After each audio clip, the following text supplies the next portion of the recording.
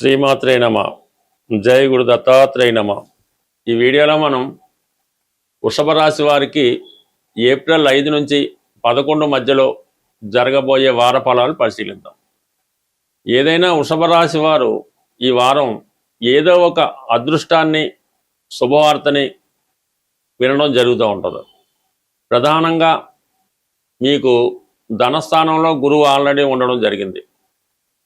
11వ స్థానంలోకి 3 గ్రహాలు రావడం జరిగింది. శని ఆల్రెడీ ఉన్నాడు, యోగకారకుడుగా, భాగ్య రాజ్యాధిపతిగా ఉండడం వల్ల మరి పెద్దవారి యొక్క సహకారం లభిస్తూ ఉంటుంది.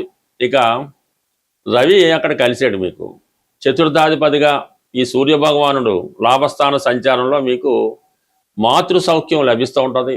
తల్లిగారి తరపు నుంచి ఏదో ఒక శుభవార్త వినడం కానీ, ఏదో ఒక ఆస్తిో ధనమో కలిసి రావడం కానీ జరిగే అవకాశం ఉంటుంది. ప్రధానంగా గృహలాభం అన్నది కలిగే అవకాశం ఉన్నది. అది స్థిరాస్తి అవ్వచ్చు, సొంత గృహం అవ్వచ్చు. దీనికి సపోర్ట్ చేస్తూ ఏమైందంటే 12వ స్థానంలో శుక్రగ్రహం ఉన్నాడు మీకు. అందువల్ల ఈ సమయంలో మీరు కొద్ది రోజుల్లోనే ఈ గృహం కొనుక్కోవడం జరిగే అవకాశం ఉన్నది.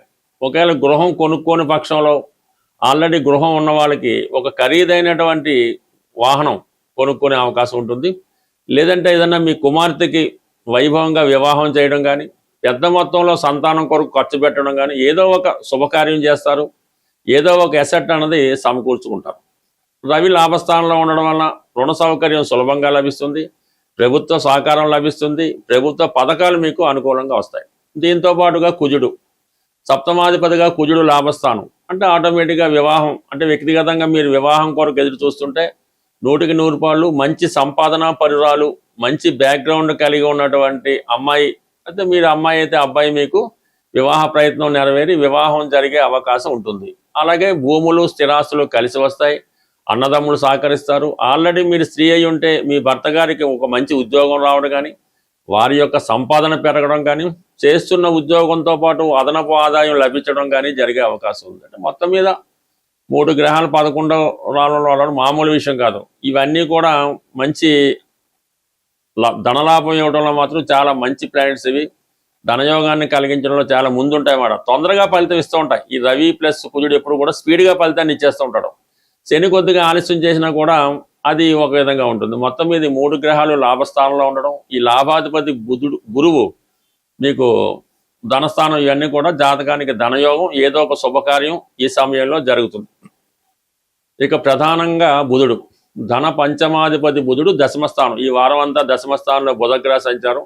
మీ తెలివితేటలు, మీ ప్రావీణ్యాన్ని ఉపయోగించి ఏదో ఒక టాలెంట్తో మీరు ఈ వృత్తిలో అభివృద్ధి సాధించే అవకాశం ఉంది. ఇది ఎక్కువగా మీరు సినిమాకి సంబంధించినటువంటి సినిమా రంగంలో అటు టెక్నీషియన్ కావచ్చు, యాక్టర్ కావచ్చు, ఈవెన్ నిర్మాతగా ఉన్నా సరే మీకు మంచి అంటే మీ అభిరుచి తగు విధంగా మీరు అందులో ఇన్వెస్ట్ చేయడం, దాంట్లో మీకు కలిసి రావడం జరుగుతూ ఉంటుంది. అంటే దశమంలో ఉన్నటువంటి ఈ బుధరాహులు చాలా వరకు మీలో ఉన్నటువంటి టాలెంట్కి తగిన గుర్తింపు వస్తుంది.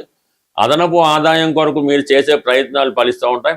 చాలా భారీ ఎత్తులో మీకు వ్యాపారం ప్రారంభించడానికి ఈ గ్రహస్థితి అనుకూలంగా ఉంది. ఎందుకంటే దశమం ఓకే, బుధుడు వచ్చాడు, రాహు ఉన్నాడు, తెలివితేటలు ఇప్పించి మీరు కంప్లీట్గా ఒక కోణాధిపతి ఒక కేంద్ర స్థానం ఉన్నప్పుడు లక్ష్మీనారాయణ యోగం ఏర్పడుతుంది. ఇది కూడా బాగుంది. ఈ యోగంతో పాటు మీకు లాభస్థానంలో 3 గ్రహాలు ఉన్నాయి. ఇక్కడ రవి వల్ల తండ్రి గారి సహకారం, ప్రభుత్వ సహకారం ఉంది. శని భగవానుడు వల్ల మీ తాతగారి సహకారం, మీ పూర్వీకుల సహకారం ఉంటుంది. కుజుడు ఉండడం వల్ల ఏంటంటే మీకు భర్త గారి సహకారం అయితేనే, జన సహకారం అయితేనే, అన్నదమ్ముడు సహకారం, ఇవన్నీ కూడా అద్భుతమైనటువంటి ధనయోగం ఈ వృషభ రాశి వారికి బ్రహ్మాండంగా కలిసి రావడం జరుగుతుంది. సాధారణంగా వృషభ రాశి ఈ శుక్రుడు అటు ఫైనాన్స్ రంగానికి, ఈ సినిమా రంగానికి, నటనా రంగానికి కారణమవుతుంటాడు. అందువల్ల వ్యక్తిగతంగా ఈ రాశివారు ఏదో ఒక గొప్ప అద్భుతాన్ని ఈ వారంలో సాధించడం, నలుగురు గుర్తింపు పొందడం 100% జరుగుతుంది. వెయిన్లో ఉన్నటువంటి శుక్రుడు మీతో ఏదో ఒక ఖరీదైనటువంటి వస్తువు కానీ, ఎసెట్ కానీ కొనిపించే అవకాశం ఉంటుంది. జాగ్రత్తగా ప్లాన్ చేసుకుంటే, ఎక్కడ మోసపోకుండా సరిగ్గా ఇన్వెస్ట్ చేసుకుంటే అద్భుతమైనటువంటి అవకాశాలు ఈ వృషభ రాశి వారికి ఈ వారం రావడం జరుగుతుంది. ఈ రోజుల్లో ప్రతి ఒక్కరూ కూడా ఏదో ఒక బలహీనతకో, అనారోగ్యానికో ఉండి దానివల్ల ఇబ్బంది పడుతూ ఉంటారు. ప్రధానంగా ఈ వివాహం జరిగిన తర్వాత కొంతమంది అబ్బాయిలు అనుకుందాం, వారి యొక్క జీవితంలో ఏదో గతంలో ఉన్నటువంటి పొరపాట్ల వల్ల, ఆర్థిక సమస్యల వల్ల, ఏ కారణం వల్ల విపరీతమైనటువంటి స్త్రీ వ్యామోహాన్ని పెంచుకోవడం జరుగుతూ ఉంటుంది. అంటే భార్య ఉండగా ఇతర స్త్రీల మీద ఇష్టం పెంచుకోవడం, వారితో సహజీవనం చేయడం, అంటే దానివల్ల ఏమైతే ఈ వచ్చిన సంపాదన ఖర్చు అయిపోవడం, రుణాలు చేయడం, ఈ అప్పుల వల్ల ఇబ్బంది పడటం, ఈ విధంగా అవతల వాళ్ళని వదులుకోలేక, ఈ అప్పులు తీర్చలేక ఆర్థిక పరిస్థితుల్లో ఉన్నవాళ్ళు స్ఫటికమాల అని ఉంటుంది.